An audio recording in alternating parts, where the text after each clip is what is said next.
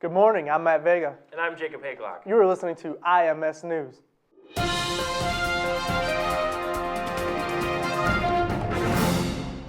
Tuesday morning's commute on the CT8 lines were being disrupted at about 7:45 a.m. for an hour between Damon Avenue and UIC Halstead. Due to the medical emergency on the tracks at about 9 a.m., the CTA said that the service resumed with residual delays. The Office of Emergency Management stated that a man attempted to commit suicide. The man was found by work crews. No other details were available at this time. The U.S. Department of Education found a Chicago area school district discriminating against a transgender student by failing to provide her full access to the girls' locker room. The student participates on the girls' sports team, but is required to change and shower in separate rooms from her teammates. Township High School District 211 defends its stance, saying that it has been responsive to its needs of its transgender students. Under the DOE's finding, the district has been given 30 days to reach a solution or face enforcement, which could mean the loss of Title IX funding. The federal law bans sexual discrimination. Star Wars filmmaker George Lucas will be opening his very own museum in Chicago. The Chicago City Council voted on October 28th to approve the zoning proposal for the 300,000 square foot Lucas Museum of Narrative Art, which will be located near Soldier Field. Right now, the museum is scheduled to open in 2019, provided it gets all the necessary permits. It will include memorabilia from Lucas's movies, as well as artwork, sets, and props from other films. The Higher Learning Commission released a report on Monday that threatens sanctions for College of DuPage. The second largest public college in Illinois has a history of high-profile problems with corruption and financial mismanagement. Today, the college is under fire for shortcoming in its financial oversight, including contracts to donors, and paid a $763,000 severance package to President Robert Bruder. I just think it's unfair to the students and the faculty who work really hard, because COD has always had a good reputation as one of the best community colleges, and for the reason that they're losing that accreditation to be due to the Board of Trustees and not anything reflecting the performance of the school itself, I think that's not fair.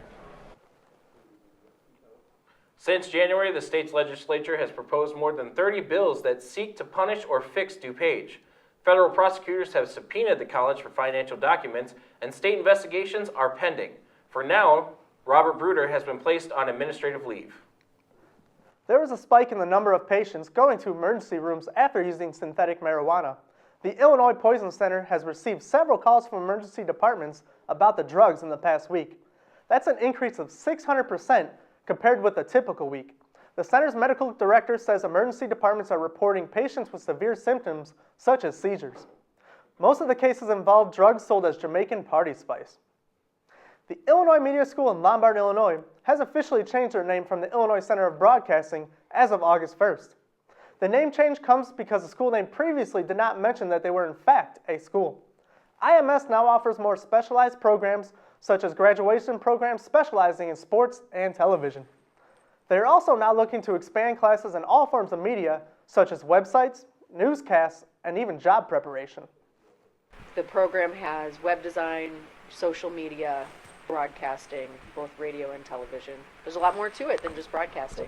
No, there are no negative effects to previous graduates, but they can also put on their resumes that they graduated from the Illinois Media School, formerly known as the Illinois Center for Broadcasting.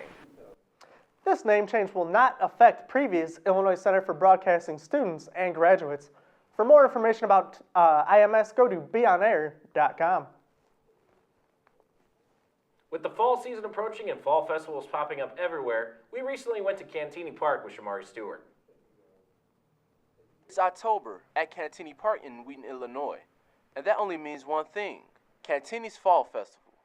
Being one of the park's most popular events, the festival was set up to be a family-friendly attraction. The Cantini staff worked very hard in preparation for the event, but not without help from volunteers. We have roughly 100 volunteers that help us here in the park. They come in and do everything from seed sowing to planting to weeding. We could not do everything that we do within the garden without the help of our volunteers. The park's volunteers help plant fall seasonal flowers such as mums and kales. They also help build the scarecrows by hand. spread across Cantini's Park. One of the things that's new this year at the Fall Festival is a scarecrow trail, as it were, in the gardens. There's 75 different scarecrows this year, handmade by the horticulture staff and volunteers.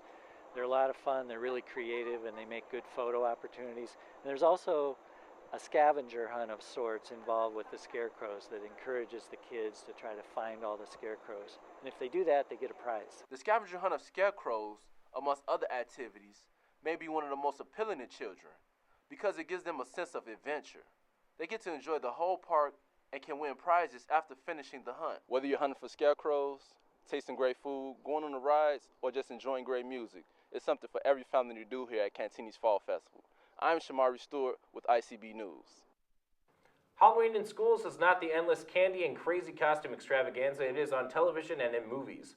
For many students, dressing up is not allowed and sugar can be limited. At Mary Gage Peterson Elementary School in North Park, children are not allowed to wear costumes. A former Peterson parent stated the policy was put in place out of respect to the broad range of cultures and faiths represented at the school. Individual schools can decide if they will or won't allow costumes, and as well as what sort of restrictions to enforce. Chicago police have launched a manhunt for the person who shot 9-year-old Tyshawn Lee multiple times on his way home from school.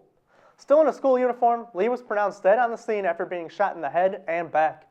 Anyone who may have information about this incident is urged to call 312-747-8271. Coming up, we have America's #1 job that is hiring that you may be interested in. If you're frustrated with podcasting apps that don't work and are hard to navigate, just use what I use, Stitcher Radio.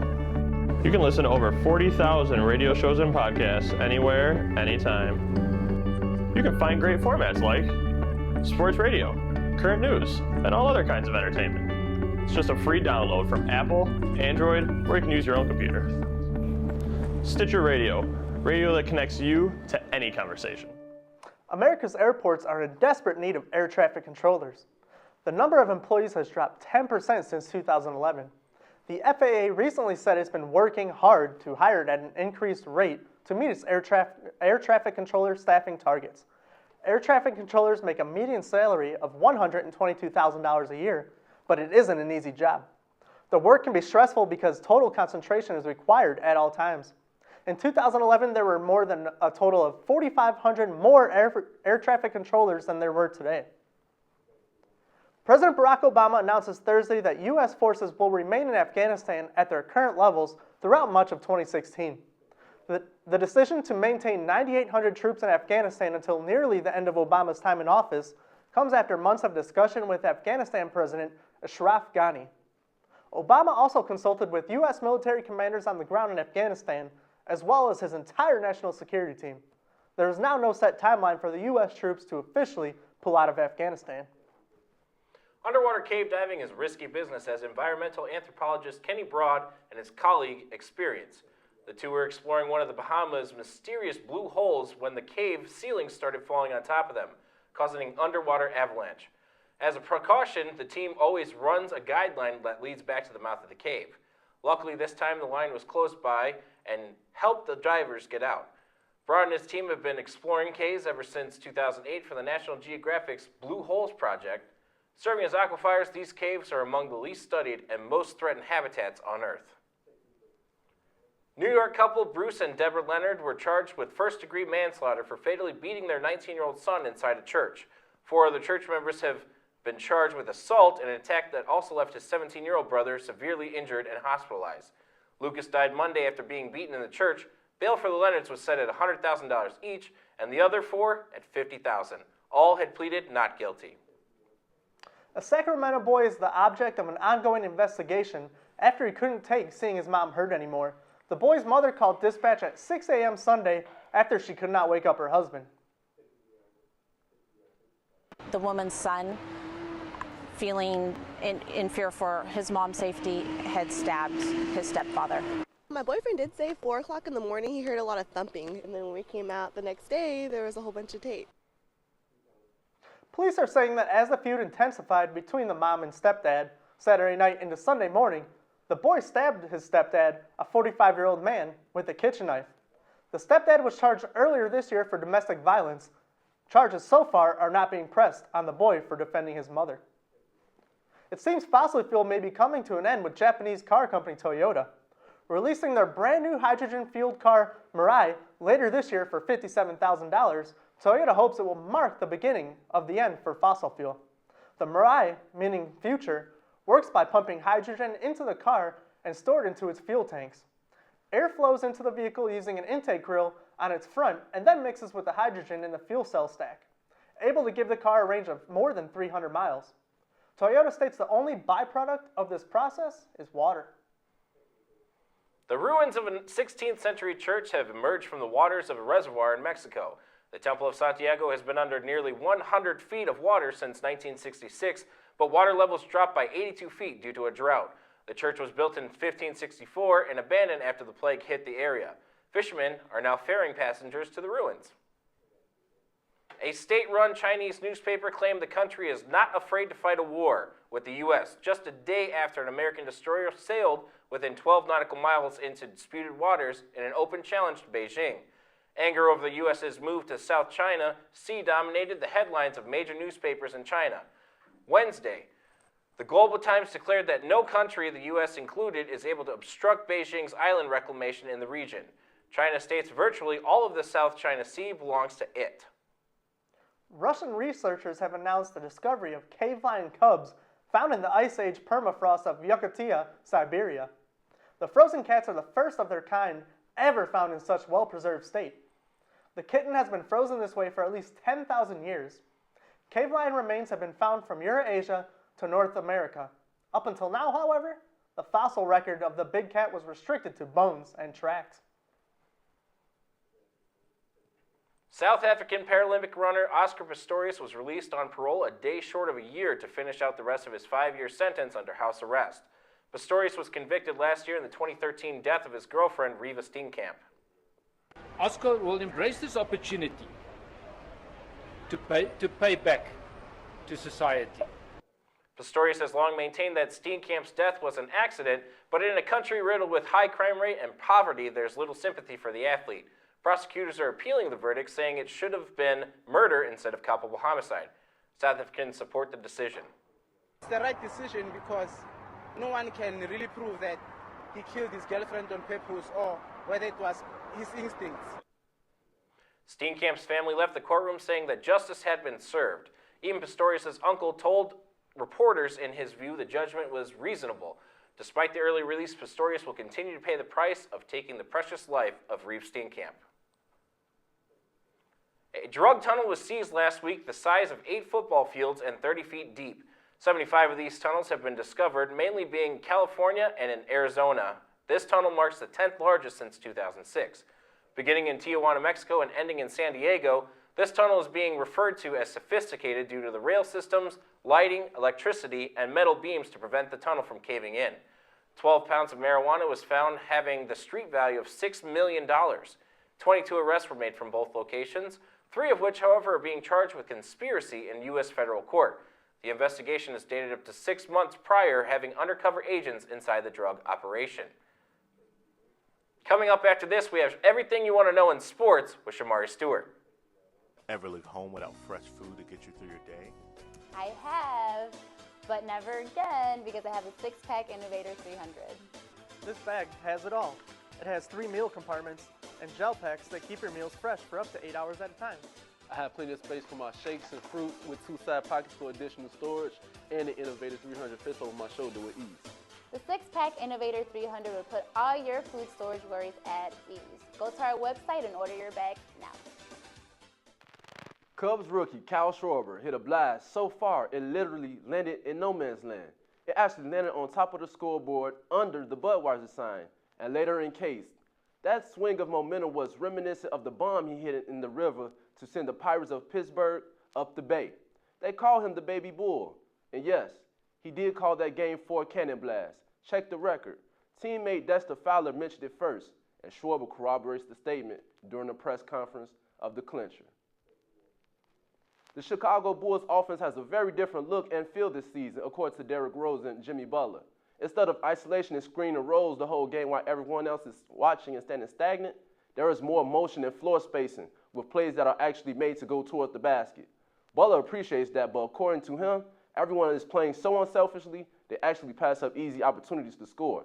The offense has mostly helped Nikolai Mirotic, who's come out as one of the leading scorers thus far this season.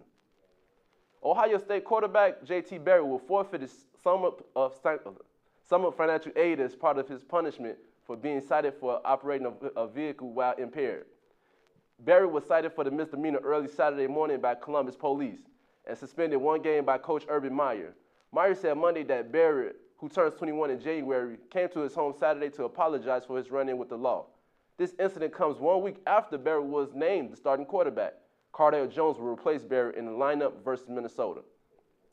Washington Redskins quarterback Kirk Cousins had himself a game on Sunday. Washington overcame a 24-0 deficit to defeat the Tampa Bay Buccaneers 31-30. With 24 seconds left, Cousins found tight end Jordan Reed in the end zone for the go-ahead touchdown. His 4 total touchdowns will go a long way as he tries to become a franchise QB for Washington. Well, it's just a process, you know. We keep learning, keep growing, and big step today. A lot of character shown by our team, and I was really pleased with the way we were resilient and responded. You like that? You like that?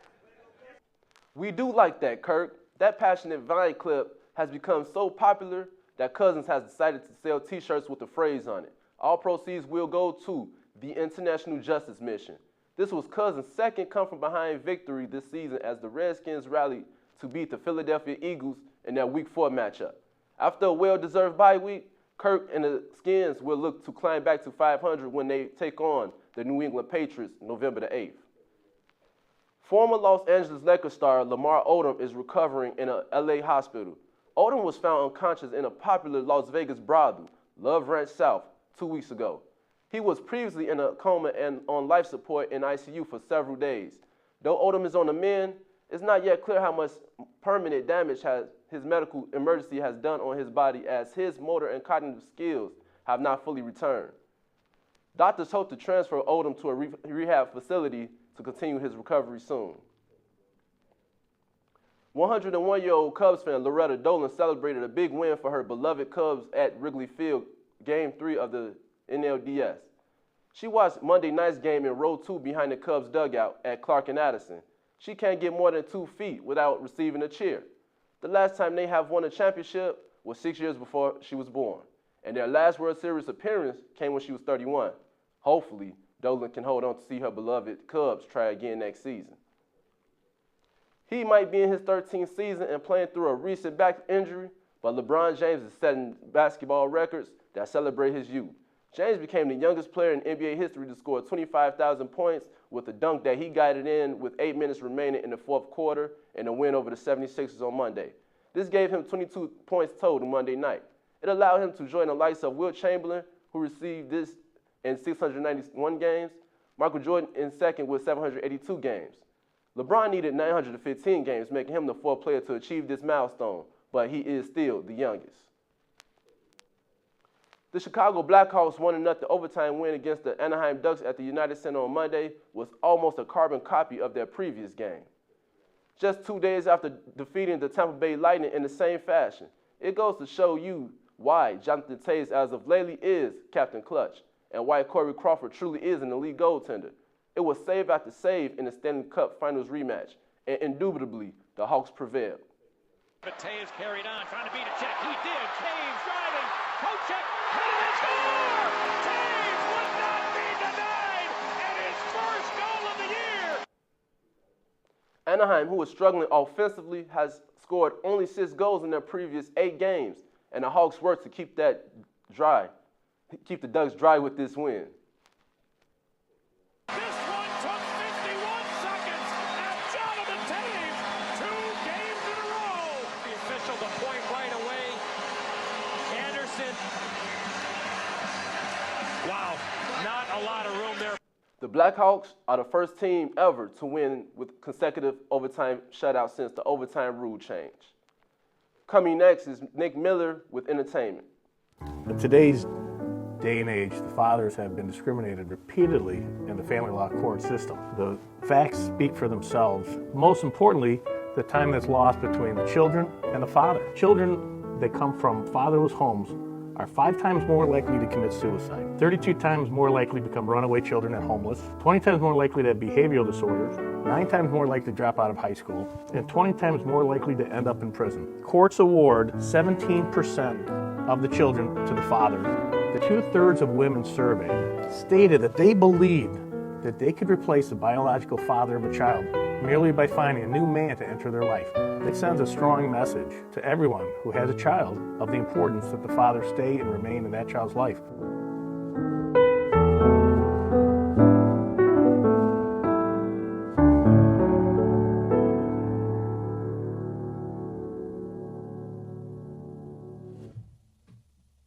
It was most memorable year week on Dancing with the Stars, which brought up emotional memories for one of the competitors' front runners, Bindi Irwin.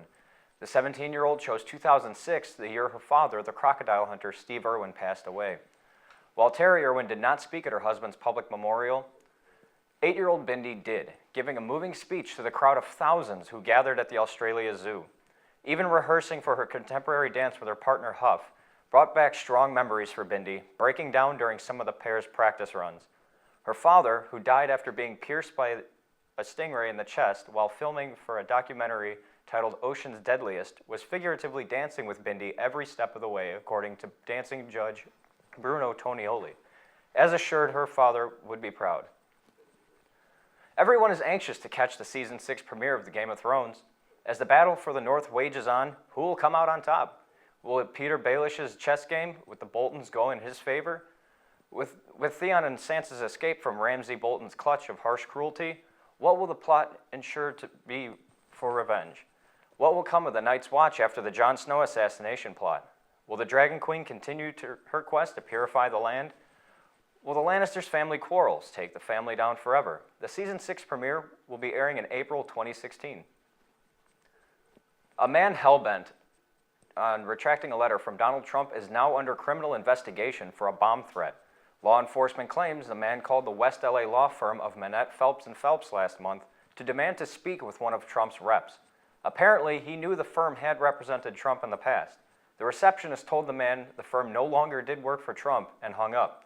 Law enforcement says the man went insane, calling back and telling the receptionist if he did not get the letter back, he would blow up the firm.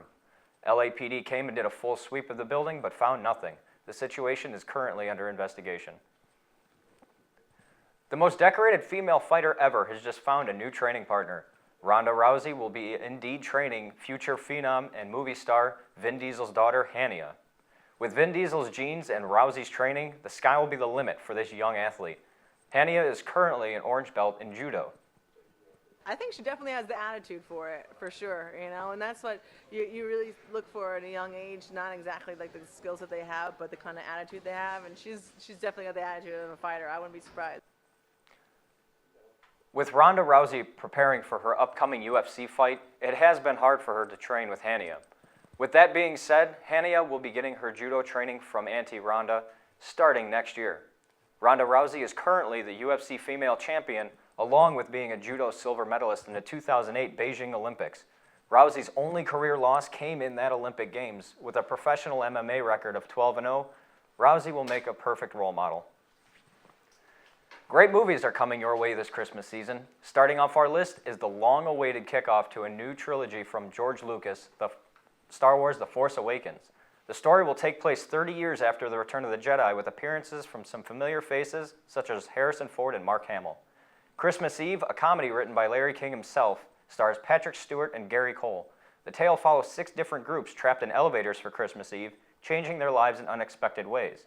Quentin Tarantino's newest film, The Hateful Eight, takes place in post-Civil War Wyoming, where bounty hunters seek shelter under one roof from a blizzard. Deception and betrayal ensues when one is wanted for murder. Rest assured, Samuel L. Jackson will make an appearance. And get ready to go on a road trip. Alvin and the Chipmunks take on a new adventure after feeling dumped when their owner Dave proposes to his girlfriend. The boys have 3 days to stop the wedding in Alvin and the Chipmunks' Road Trip. Playboy magazine launched in 1953, and at its prime, 7 million copies were sold per month. Currently, only 800,000 are sold. Playboy has announced the magazine, as of next year, will no longer print fully nude images. Playboy has seen a 250% increase in its online visitors since removing nudes last year. The average age of its readers decreased, and the web traffic has increased by roughly 10 million users per month. Activision, the company responsible for the Call of Duty franchise, has bought all shares of the Candy Crush creator King Entertainment for $5.9 billion. Activision feels this will help get the games out of the living room and into the hands of potential buyers through smartphones and tablets. Activision has stated that its strategy is to gain more female players, of which 60% of King's following is female. Still, the question remains about what the advantage will be for the two companies, and perhaps more importantly, to gamers. With the Disney release of Pixar's Inside Out on Blu-ray and DVD, they hid another one of their Toon Shorts. The Toon Short depicts Inside Out characters' joy, sadness, anger, disgust, and fear watching the new trailer release of the Disney Star Wars The Force Awakens. Are you kidding me? Out of the gate? Buffering makes me sad. And we're back. Who are you? I'm Fear. You're not talking to us. Within 24 hours of its release, the Star Wars trailer generated 14.6 million views on YouTube and earned 6.5 million in IMAX ticket sales. The movie is scheduled to release in theaters December 18th, and the Inside Out characters are not happy about the wait either. Did they just say we have to wait? That's a long, long, long, long way. Coming up next is more on Halloween by yours truly, Jacob Haglock. Stay tuned after this. Save a life and adopt a pet. When you adopt, you know you get an animal that was cared for and meets all health standards that your family is looking for. Adopting can save you hundreds of dollars. When you adopt, you will be helping prevent animal cruelty from puppy mills and stores. Save a life and adopt a pet. Halloween was very upsetting this season to many local trick-or-treaters due to the inclement weather. Fortunately for the residents of Aurora, trick-or-treating was extended to Sunday, November 1st. City officials wanted to give the parents the option to keep children safe. One resident showed her appreciation, stating happier memories of Halloween are made in nicer weather. That's really nice. That is nice. Yeah. We would like to thank you for tuning into IMS Radio. We'd like to give a special shout out to Scott Grinke for helping us produce this as well. Until next time, I'm Matt Vega. And I'm Jacob Haglock.